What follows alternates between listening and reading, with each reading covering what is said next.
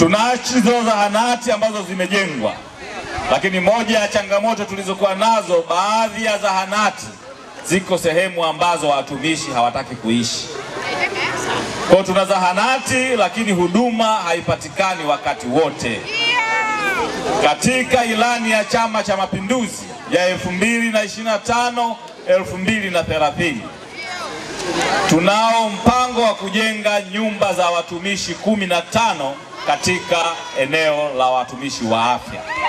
Tutajitahidi kadri inavyowezekana vipaumbele vya nyumba hizi viende kwenye maeneo ambayo hakuna nyumba zinazoweza kukidhi mahitaji ya watumishi wa afya, ili kuhakikisha kwamba wanakaa karibu na vituo vyao vya afya. Kwa hiyo tumelichukua, tutaliingiza kwenye baraza letu la madiwani, kwa sababu wao ndio watapokea pesa na wao ndio wataamua ziende maeneo gani. Kwa hiyo katika kukaa kuvipangia maeneo, tuzingatie vipaumbele na mahitaji, kwa sababu tunahitaji nyumba hizo zikaviokoe vituo vya afya na zahanati, ili watu wetu wapate huduma kwa karibu na wakati wote. CCM oyee! Tumekutana na makundi mbalimbali, lakini shida kubwa imekuwa ni mitaji na mikopo inayowanyanyasa.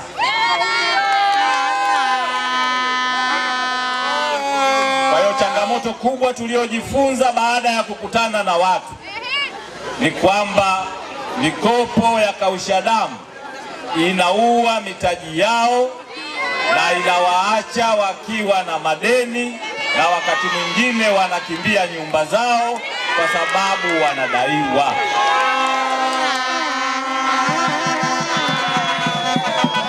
Mama yetu Daktari Samia Suluhu Hassan ameliona hili, na ndio maana amekazia kwenye 10%, ili tuhakikishe kwamba zinafika katika vikundi vyetu. Nimewahamasisha wahakikishe kwamba vikundi vyao vimesajiliwa ili viwe tayari kukopeshwa pale ambapo inahitajika.